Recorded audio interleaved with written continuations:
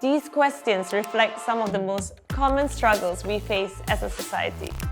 So often, the first solutions we go to are quick fixes, like medications to go to sleep, coffee to wake up, beauty products to make our skin glow, or as a healthier route, we look to diet and exercise.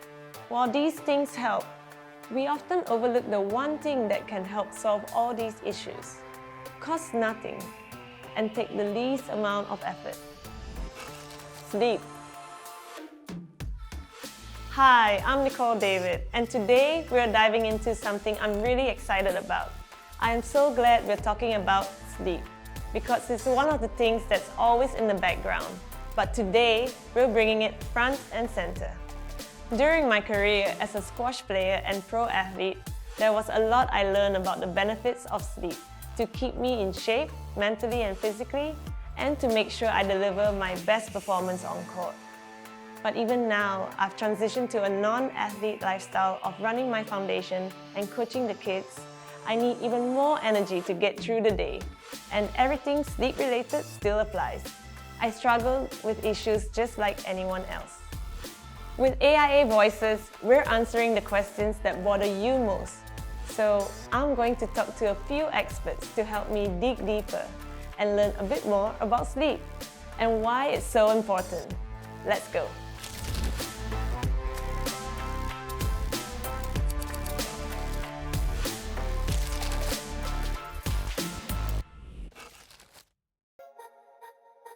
I decided to reach out to Olivia, Australia's leading sleep expert, author, and coach. Hi, Nicole. I am also so happy to be here. Thank you for having me. So, Olivia, for something we all spend approximately 1/3 of our life doing, many people do not realize the importance of sleep or see it as a solution to their problems. Absolutely, Nicole. Sleep takes up such a big part of our lives, and there are a lot of things that we're doing or a lot of things in our society that are really making it hard for us to sleep. You know, the first one that I can think of is the preference for short-term solutions like sleeping pills rather than long-term solutions. Now, I think this is completely understandable because especially when you literally just cannot fall asleep in the evening, then you just want a short, sharp fix. However, if you do resort to benzodiazepines, the pharmaceutical sleeping pill, this can have catastrophic effects on your sleep and your next day. Research shows that 80% of benzodiazepine users experience following day fatigue, so much so that it has a clinical term, which is the benzo hangover. I know that during COVID, the Google searches why we can't sleep increased by 200% in a 1-year period. Now, if that doesn't tell you people aren't looking for solutions, I don't know what does, but the thing is that they're not getting the right solutions. So, it's obvious, there's a bigger story to dig into here, from societal norms to a general lack of education. Now, I want to get into the real effects of sleep on our physical and mental health. I think another really important element in the science of sleep is understanding what happens to our body when we're actually sleep deprived. Physically, 70% of human growth hormone, the key catalyst for cellular repair and recovery, is produced in slow wave sleep. So if you're not sleeping enough, you don't have maximum production of this key hormone, which is exactly why you feel so fatigued the next day. Outside of that, cognitively, there's a neurotoxin called beta amyloid, which is usually detoxified in slow wave sleep. If this neurotoxin is not detoxified, it contributes to brain fog, memory loss, and long-term, even Alzheimer's disease. The third factor in lack of sleep is our emotions.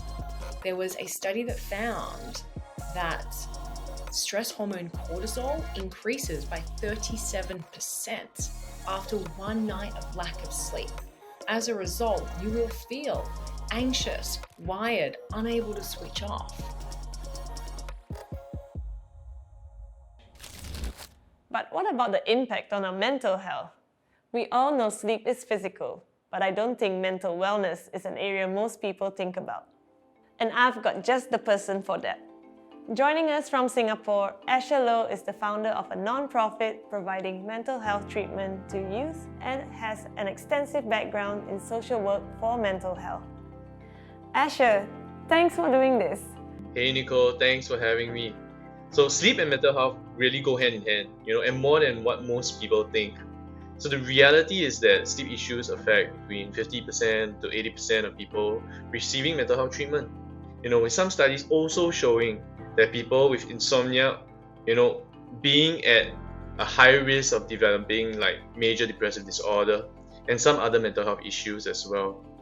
So we're still seeing the effects of COVID, and globally, anxiety, depression, all these have increased by like 25%. And in Asia, right, to start off with my home, 1 in 7 Singaporeans will experience a mental health condition in their lifetime, and 1 in 5 youths struggle with a mental health issue. In fact, COVID has made this worse, and recently we started to see that more than 50% of young people who responded to a government survey said that COVID made their mental health worse. In Malaysia, Ministry of Health reports that 1 in 3 Malaysians aged 16 and above have a mental health condition. And in India, national agencies report 10% of their population suffering from 1 or more mental health problems. People take an average of 6 years to seek help for their mental health. And in Singapore, we did a few studies over the last few years, and we found that between 1/3 and 2/3 of young people would choose not to seek help for their mental well-being because of so many reasons. We have examples of stigma, especially for the younger ones, right? They are worried about things that are out of their control, things like costs, having to have parental consent to seek help, confidentiality issues. Sometimes even they don't trust counselors and therapists because of bad experiences or friends' bad experiences. Poor mental health and bad sleep often come hand in hand. Right, so if they are looking tired all the time, especially guys, right, you ask them like, hey, what's going on? You've been looking tired recently, and they say like, hey, I'm okay, I'm just tired. I think the question is, what's causing that tiredness? What's causing you to not sleep well? The other thing to look out for would be a decrease in performance at work or at school. I think that's so important because it has to do with that lack of sleep, but also has to do with thoughts running through their head, the lack of motivation, not being able to get out of bed, and that performance, right, definitely gets affected. And the third thing to think about, right, the third easy thing to look out for would be if that person disappears, right? So social withdrawal. They stop hanging out with you guys. They stop, they stop being interested in things or the activities that they used to enjoy. We call it anhedonia. I know it's kind of easy to miss these signs, but if you're actively looking out for them, and you're working with someone, you're studying with someone, or you're living with someone who's struggling, these signs could just really start a conversation that might end up getting them to the help that they need.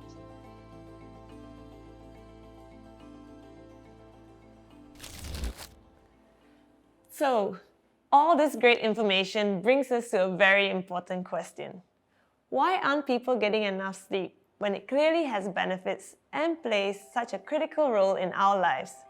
Earlier, I got to speak with a leading psychotherapist, Kate Yijia. She had some fascinating stuff to share. Hi Nicole, nice to meet you and thank you for having me here. I'm Kate and I'm a psychotherapist. I've been working with infants, children, adolescents and their caregivers for the last 13 years. People can suffer from sleeping problems where there are fundamental changes in relationships, like losing or breaking up with a loved one, moving house, or even changing jobs. Sleep also has the opposite effect, where a lack of it negatively impacts those around us, like parents with newborns. They get irritated, which may threaten their relationship and continue to affect their lives outside their homes, like in companies. As a psychotherapist, one of my first questions is to ask about sleep when it comes to a child's development issues. Lack of sleep does not only have negative impacts on their physical growth, but also on social and emotional interactions.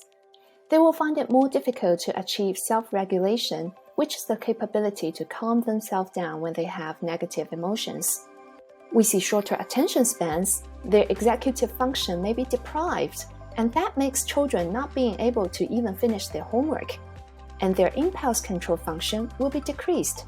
Imagining you are in a classroom and a child hears some funny noise and they start to go to the window and cannot come back to the classroom, and that's an example of how impulse control function is deprived. So you can really imagine these changes can fundamentally become a burden for the children's studies and friendships. So we're expecting kids to go to school and be alert, get good grades, and perform at their best mentally and physically when their bodies were never fully rested? How do we make this better? Well, absolutely. It is critical for caregivers to understand the sleeping patterns of children. For example, most adolescents, well, I have two at my home, their late night sleeping cycle on average starts 2 hours later than adults. So naturally, they are likely to wake up later. Understanding the science could help families avoid conflicts. Instead of accusing teenagers for lacking self-discipline, we can allow them to sleep in during the weekend. I was reading a really fascinating neuroscience research published in 2013. When we go through sleep deprivations, our brain function changes are almost equal to the effects of encountering anxiety. In China, there is an idiom to describe one's diligence called 废寝忘食, which means giving up sleep and forgetting to eat in order to achieve your goal. Now, I personally disagree with this term, and here's why. When you sleep, your brain will use this restful time to clear away useless memories, such as we may randomly cross by a tree in the morning, in order to retain key information we've learned while being awake. It repairs and recovers vital brain functions, which all helps to fuel our development. In my eyes, a high achiever is always a wise sleeper. Here are a couple of tips on how to improve your sleeping habits. To make sure you and your family have a good night's sleep, try to find the right sleeping environment. This might mean finding the perfect room temperature, the right quality of bedding, and even defining bedtime rituals that encourage sleep. Something as simple as 1 more hour of sleep can make all the difference. Let's all take a deeper look at the importance of it and aim for a healthier future. Not just for ourselves, but for those around us.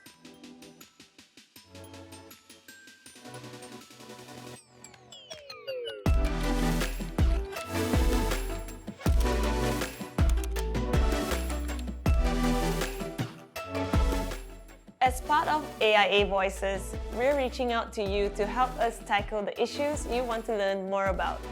So tell us, what can we answer for you next?